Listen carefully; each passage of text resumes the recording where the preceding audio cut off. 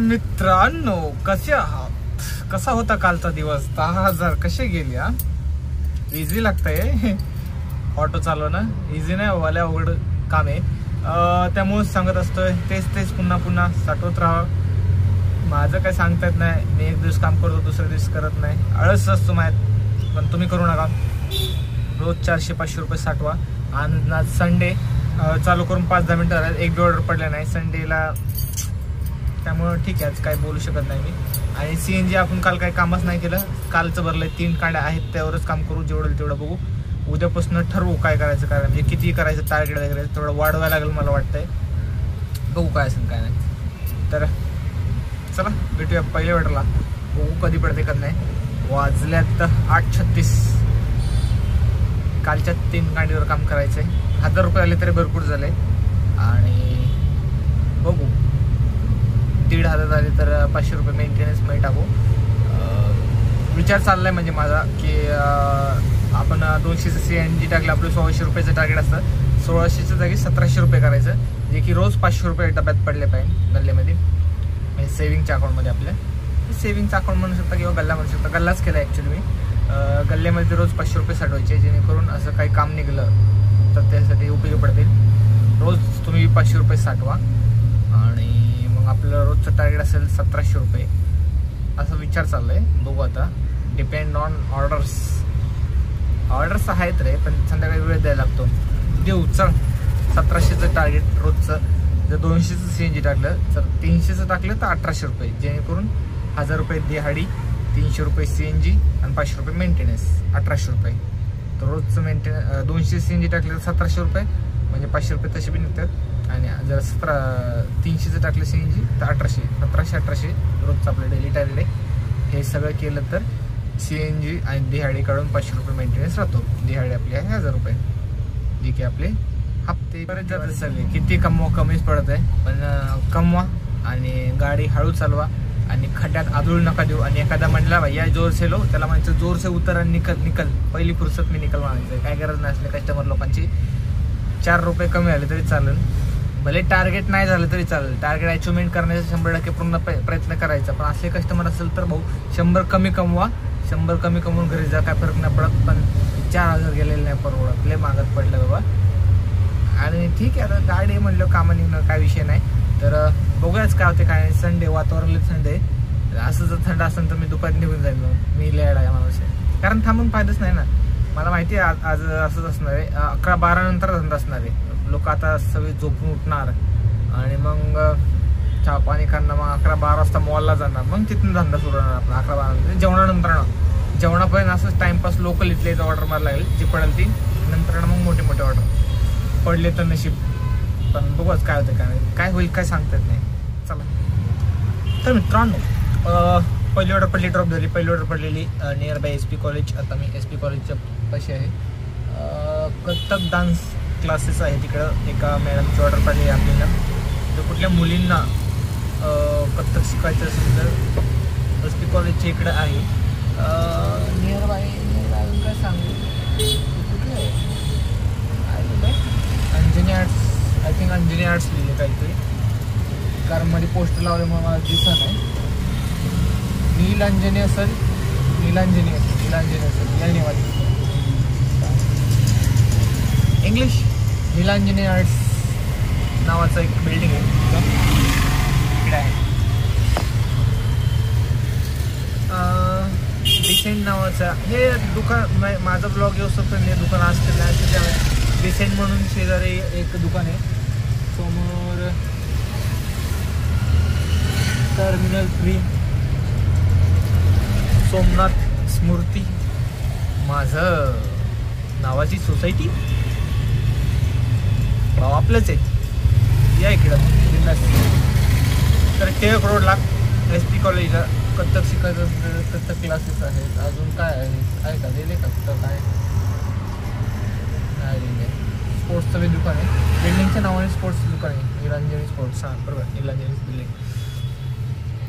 एखादं तुम्ही माणसाला हे काय सांगण्याची गोष्ट नाही आहे, सांगण्याचीच गोष्ट आहे. कारण एखादं माणूस नवीन आलेला असतं, माझं जर तो हे असेल फॉलोअर्स म्हणू शकता किंवा व्ह्युअर्स म्हणू शकता बघत असेल आणि त्याच्यामुळं जर हे त्याला हे कळलं की इथं आहे, कारण इकडं बॅनर्स लावलं नाही आहे, लावलं असं पुढं वर काय माहीत नाही किंवा नसन बी लावलं असं काढलं असेल नसन काय माहीत नाही, पण माझ्या सांगण्यामुळे जर कोणाला त्याचे क्लासेस भेटत असेल तर चांगली गोष्ट आहे ना, एक हेल्प होईल, बाकी काय.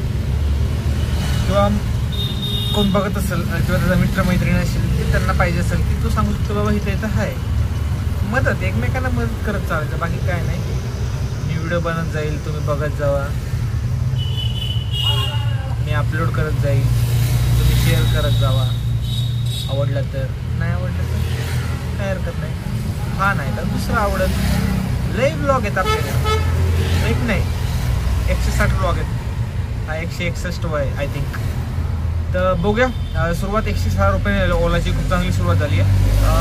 आय होप नेक्स्ट ऑर्डर बी लवकरात लवकर इथनं पडावी, जर एक 5-10 मिनिटात नाही पडली तर स्वारगेटला जाणार इथनं, दुसरं ऑप्शन नाही भाऊ, कारण वेळ वाया नाही घालवायचा, जास्तीत जास्त पैसे कमवण्याचा प्रयत्न करायचा आहे. जास्तीत जास्त म्हणजे 1700-1600चं टार्गेट आहे, सॉरी 1700चं टार्गेट आहे, 100नी टार्गेट वाढवलं आहे आपण. आता आपल्याला काय करायचं आहे, आता आपल्याला स्वारगेटला जायचं आहे. हे कुठल्या तरी मराठी चित्रपटलं आहे, चित्रपटमधले, त्यामुळे मला आता क्लिक झालं म्हणून ते मी रिपीट करतो बरं का.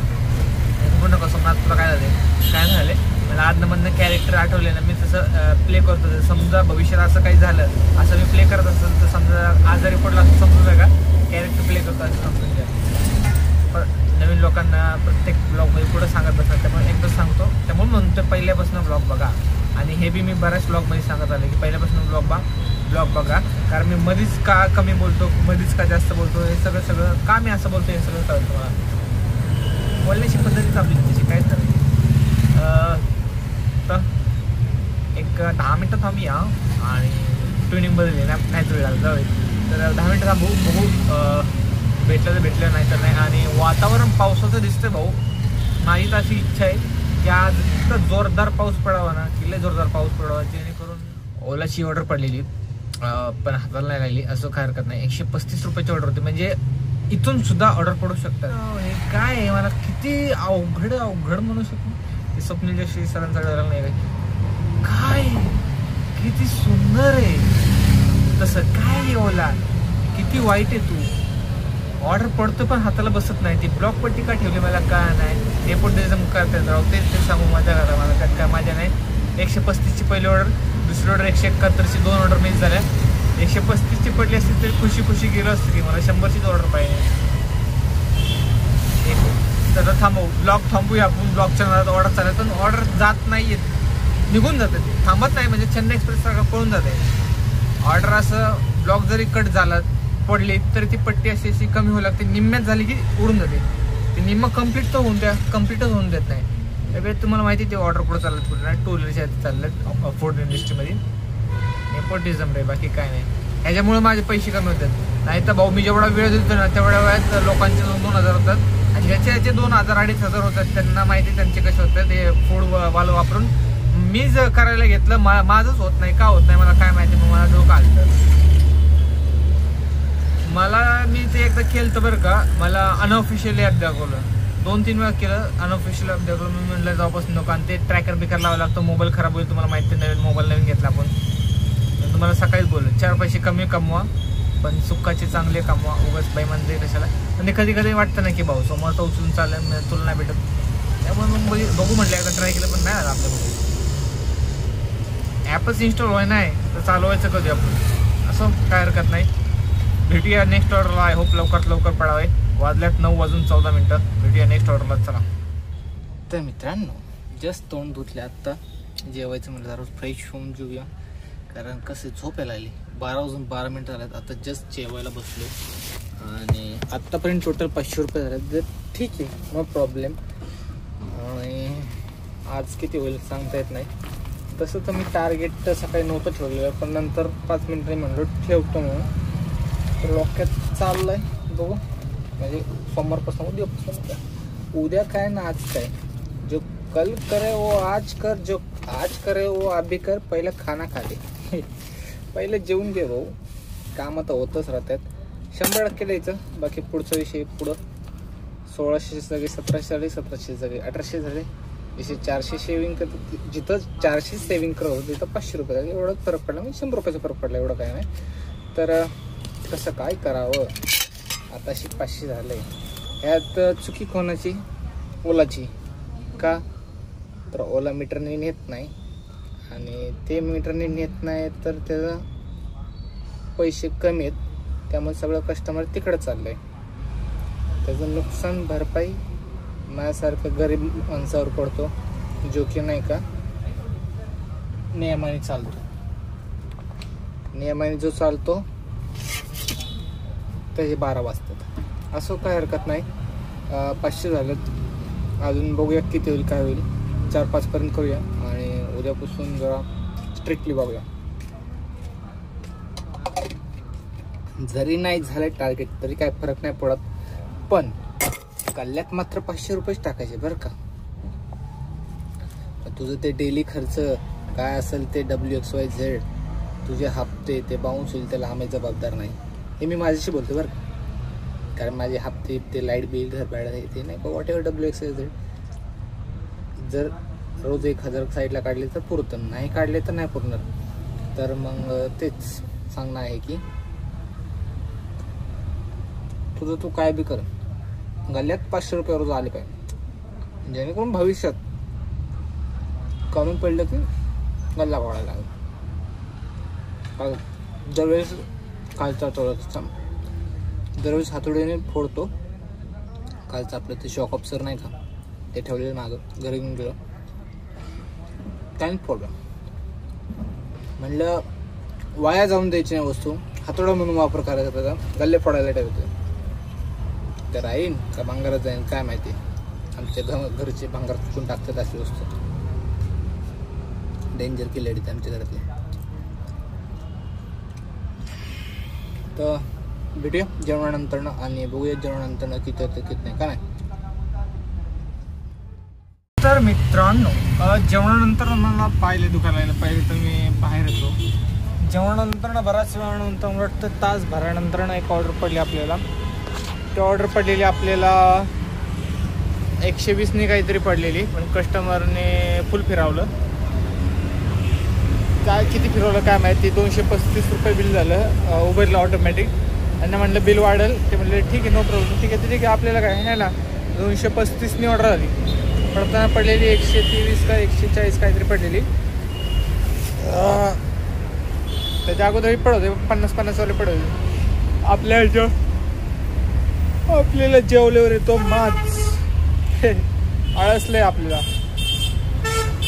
माझा प्लॅन चालला झोपायचं, पण झोपत नाही दुपारचं, मला सवयच नाही, आणि नाहीच लावायची ती घाण सवय आपल्याला. झोपायचं तर सकाळी नाही, झोपायचं तर रात्रीच फक्त आहे. दिवसभर काम करायचं, दिवसभर मरायचं, मग रात्री झोपायचं. तेव्हा रात्री नीट झोप येते, नाही तर दिवसा झोपलं तर रात्री मग झोप येत नाही, तर रात्री मग झोपायला उशीर होतो. तर ती ऑर्डर मला वाटतं पाषाण साईडला काहीतरी सोडली मी. ती ऑर्डर पाषाण साईडला सोडल्यावर, पाषाण चांदणी चौक असं काहीतरी नियरबाय इकडं तिकडं. आणि मग चांदणी चौकातनं एक जण भेटला भाऊ, डायरेक्ट मुंडवरच्या चौकाच्या अलीकडं. आता मी आहे मुंडवरच्या चौकाच्या अलीकडं.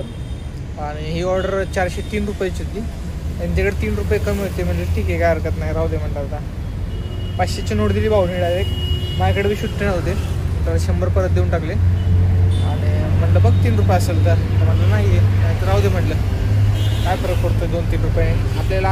असं बी बऱ्याच कस्टमर नाही का सुट्ट्या नसतात म्हणून देऊन टाकतात, मग तिकडे ॲडजस्ट होते. काय एवढं 2-3 रुपयासाठी आपण अडकून राहत नाही. कस्टमर चांगला होता त्यामुळे राहू दे म्हणतात. म्हणजे आपल्याशी चांगला तू चांगला, गुरमीत बोलला असता तर मग रुपये नसता सोडला, तुम्हाला माहिती आहे आपण कसं आहे. तर टोटल आत्तापर्यंत 1200 रुपये काहीतरी झाले. ते 1200ला 20-30 रुपये कमी, राऊंड फिगर 1200 रुपये जाऊया. आणि आजचं आपलं टार्गेट आहे 1700 रुपयाचं, जे की आपण म्हणलेलं डेली टार्गेट आपलं 1700-1800 असं आहे.